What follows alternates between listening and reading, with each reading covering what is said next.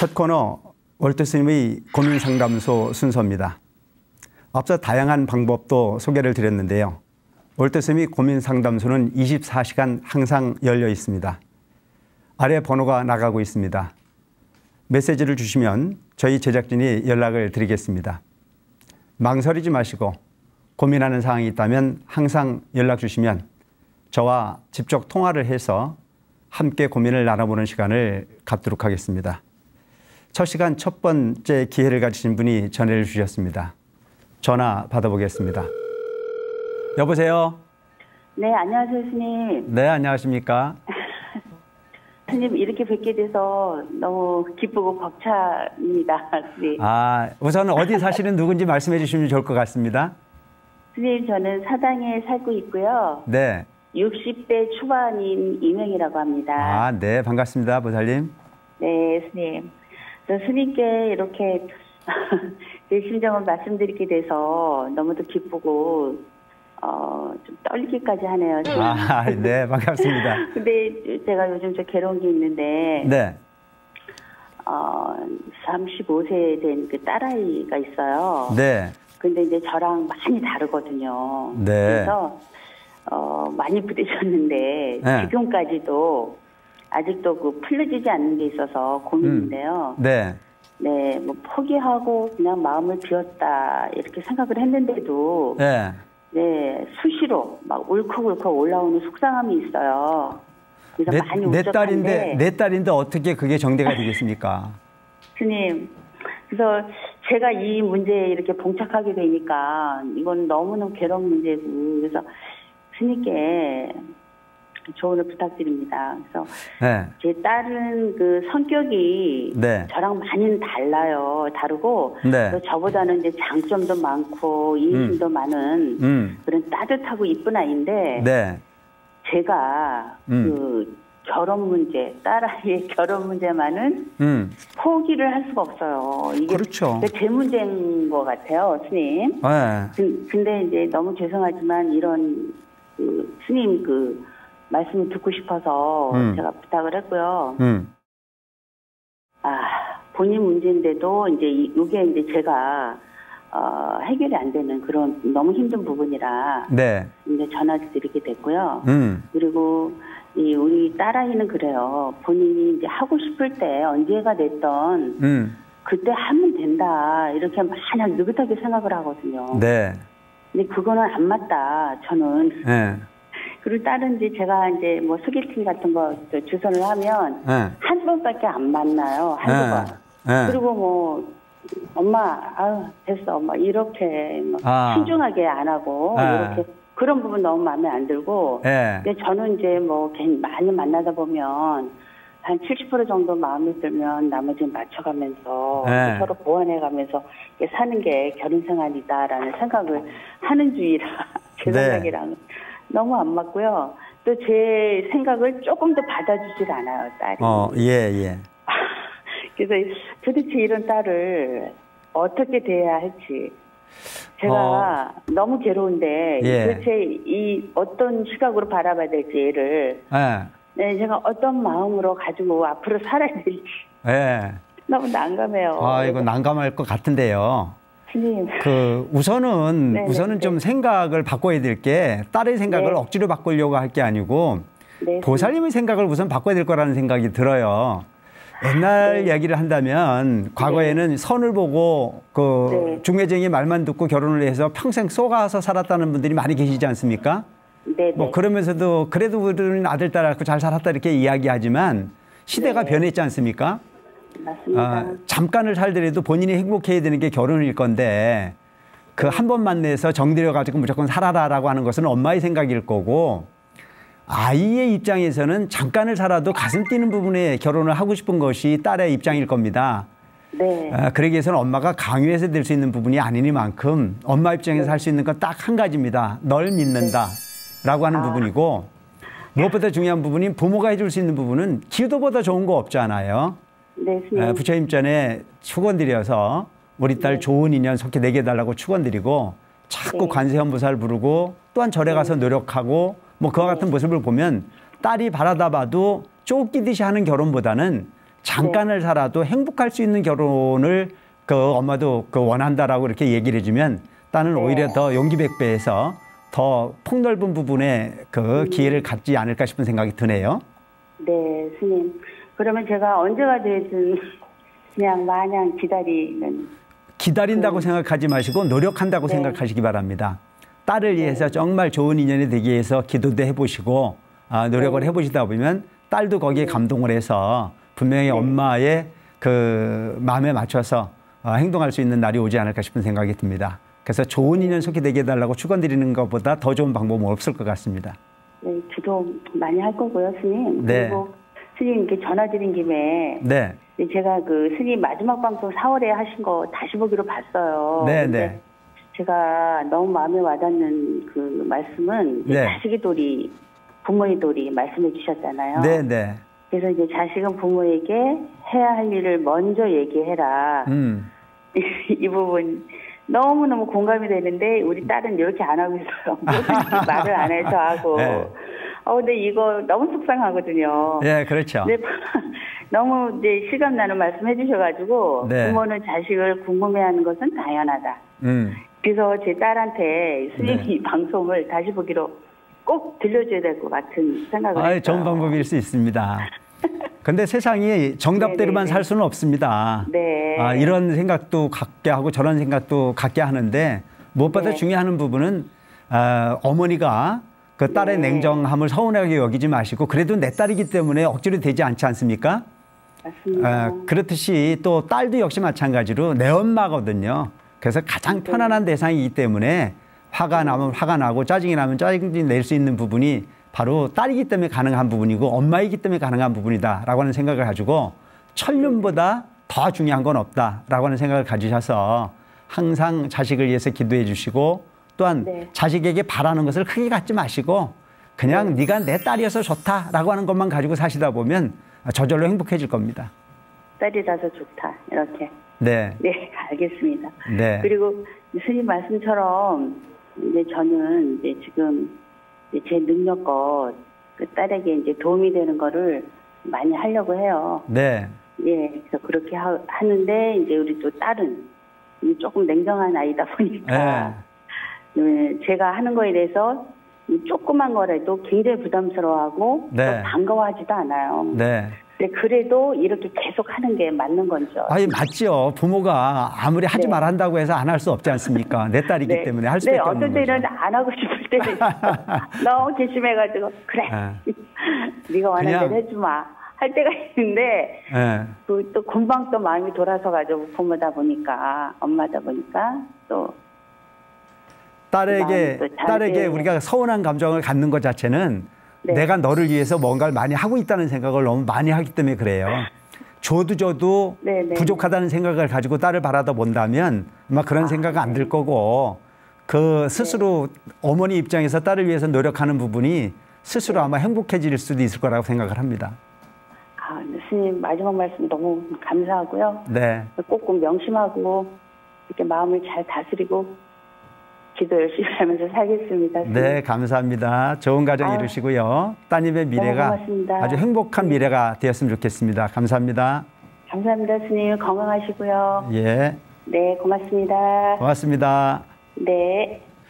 네, 보살님 고맙습니다. 아주 그 귀한 그 문의해 주셔서 아주 좋은 대화였다고 생각을 합니다. 그렇습니다. 세상에는 방금 전화를 주신 분처럼 많은 자녀들과 결혼 문제로 인해서 고민하고 있는 부모들이 많이 있을 거라고 생각합니다. 내가 생각하는 기준에 맞지 않았을 때 자식과 거리를 멀리하고 서운해하는 것은 당연할 수 있겠으나 내 부모는 남자식이기 때문에 버릴 수 없는 것이 자식입니다. 그래서 옛 어른들이 내리사랑이라고 말씀하셨던 이유 중에 하나는 자식이 부모 마음을 헤아리는 것 자체는 결코 있을 수 없는 일입니다. 부모가 자식 사랑하듯 세상을 산다면 이 세상은 참으로 행복한 세상이 되고도 남음이 있을 겁니다. 하지만 자식이 부모의 마음을 헤아릴 만큼 그렇게 그 치사랑은 존재하지 않습니다. 내가 부모에게 받았듯이 나는 자식에게 그렇게 내려주는 사랑이 진정한 내리사랑입니다. 결혼이라고 하는 부분으로 많은 분들이 고민하지만 결혼은 억지로 되지 않습니다. 또 과거에 생각했던 우리 부모님 세대들이 생각했던 결혼관과 현대인들이 생각하는 결혼관은 큰 차이가 있습니다. 오랫동안 함께하는 걸 결혼이라고 생각하지만 요즘 사람들이 결혼이라는 자체는 서로가 뜻이 맞아서 결코 헤어질래 헤어질 수 없는 가슴팀이 있을 때 가능한 것을 결혼이라고 생각하는 경우가 많은 것 같습니다. 모쪼록 많은 부모님들 고민만 하지 마시고 그들을 위해서 기다려주고 이해해주고 또 함께할 수 있는 그런 넉넉한 삶을 살아가는 것 자체가 제대로 된 부모요 또한 바른 부모의 삶이 아닐까 싶은 생각을 합니다. 모쪼록 기도해서 자녀들의 행복한 미래를 축원해 줄 수 있는 부모님들이 되었으면 좋겠습니다.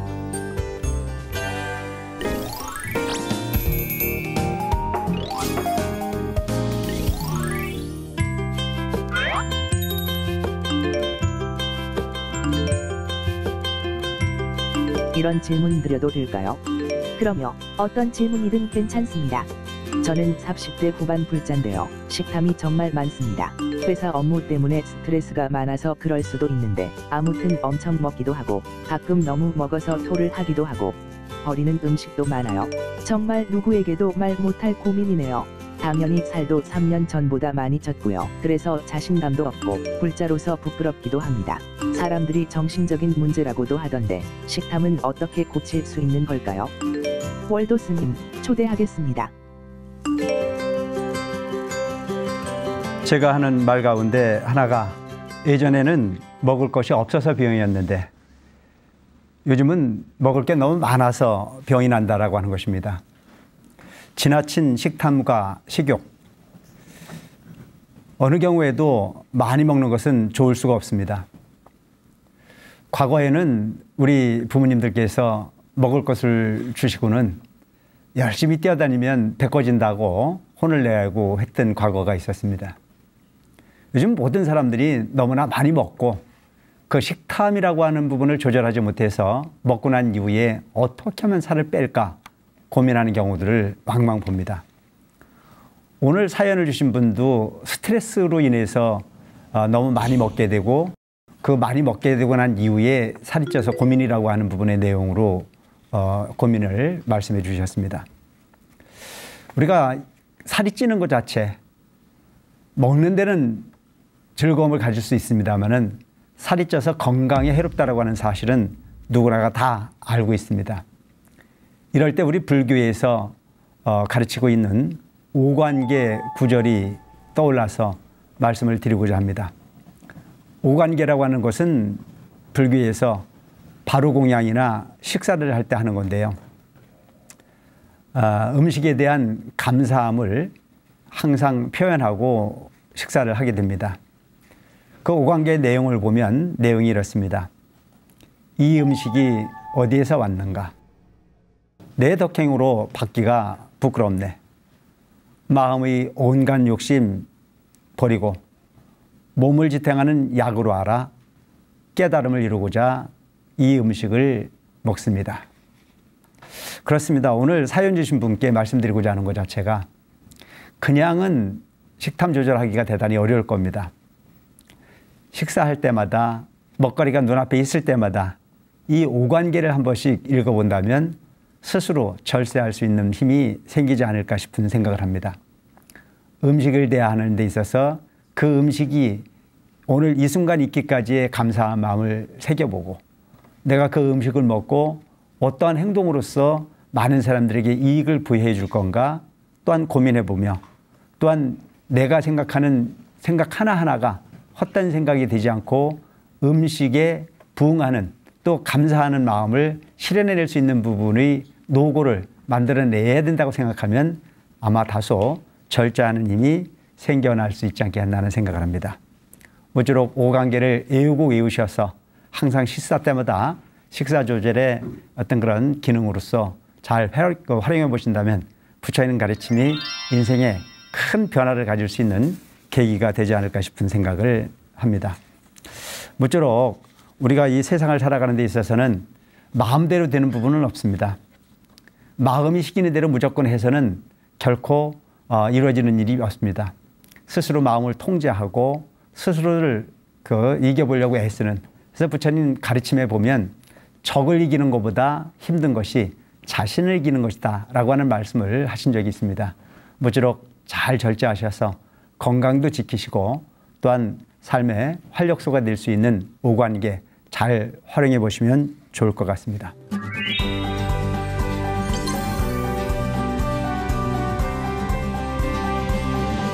이번 시간은 붓다로 가는 길 시간입니다. 현대를 살아가는 우리들은 과연 어떤 마음으로 살아가야 할지 부처님이 가르침을 통해서 지혜의 길을 찾아보시기 바랍니다. 오늘 미니 법문 바로 인생을 바꾸는 법에 대해서 말씀을 드려보겠습니다. 우리는 세상을 살아가는데 버릇이라고 하는 걸 가지고 삽니다. 마음버릇, 또한 말버릇, 또한 몸버릇. 우리가 이렇게 세 가지 버릇을 이야기할 수 있습니다. 첫째는 마음버릇을 우리가 잘 들여야 됩니다. 버릇이라고 하는 부분 자체, 그 마음이라는 자체가 내 마음대로 되지 않는다고 이야기하지만 그것도 일종의 습관일 수 있습니다. 부정적인 생각을 버리고 항상 긍정적인 생각을 해볼 필요가 있습니다. 안 된다고 시작하는 것보다는 된다는 생각으로 시작을 하다 보면 반드시 이룰 수 있습니다. 부처님께서는 현실이 삶이라는 자체를 이렇게 말씀을 하신 적이 있습니다. 모든 부분을 긍정적으로 말씀하셨죠. 혼자 있으면 조용해서 즐겁고, 둘이 있으면 재미나서 즐겁고, 서 있으면 활동적이어서 즐겁고, 누워 있으면 편안해서 즐겁다고 말씀하셨습니다. 근데 많은 사람들은 부정적 생각을 가지고 사는 사람들은 이렇게 생각합니다. 혼자 있으면 외로워서 힘들고, 둘이 있으면 귀찮아서 힘들고, 서 있으면 힘들어서 힘들고, 배가 고프면 배가 고파서 죽겠다고 말하는 것 자체가 우리 중생들이 삶의 경계입니다. 항상 현실 속에 긍정적 사고를 가지고 감사한 마음을 가지고 사는 버릇을 들여다보면 현실의 삶이 살아봄직한 세상이라고 하는 것을 알 수 있을 겁니다. 두 번째는 말버릇입니다. 시간만 나면 불평과 불만을 가지고 세상을 대하는 사람들이 많이 있습니다. 하지만 어떤 사람은 항상 긍정적으로 말합니다. 저 사람은 저래서 좋고 이 사람은 이래서 좋다는 이야기를 하는 사람이 많습니다. 여러분이 생각하는 지옥과 극락은 어디에 있다고 생각하십니까? 좋은 사람을 많이 만나는 사람은 현실이 극락이요, 미운 사람을 많이 만나는 것은 현실이 지옥입니다. 좋은 사람과 나쁜 사람, 오직 우리 스스로의 마음에 있고 또 편견에 있다는 사실을 잘 받아들여서 긍정적 사고, 긍정적 말버릇의 주인공으로 살아가는 것 자체 꼭 필요한 덕목인 것 같습니다. 세 번째는 몸버릇입니다. 우리가 웃는 낯에 침 못 뱉는다는 말이 있습니다. 하지만 웃는 것 자체를 절제하고 항상 세상에 불만이 가득한 얼굴을 가지고 사는 사람도 많이 있습니다. 되도록이면 현실적 삶을 긍정적으로 받아들여서 웃는 낯으로 상대를 대하고 미소로서 상대를 대할 수 있는 마음을 가지고 살다 보면 그것 자체가 정토요 현실의 행복을 만들어낼 수 있다고 생각합니다. 항상 웃는 얼굴로 당당한 모습으로 세상과 함께 하셔서 코로나라고 하는 이 위기 전국을 잘 벗어버릴 수 있는 지혜로운 불자로 살아가는 것 자체, 우리 불자가 꼭 실행해야 될 덕목이라고 생각합니다. 감사합니다.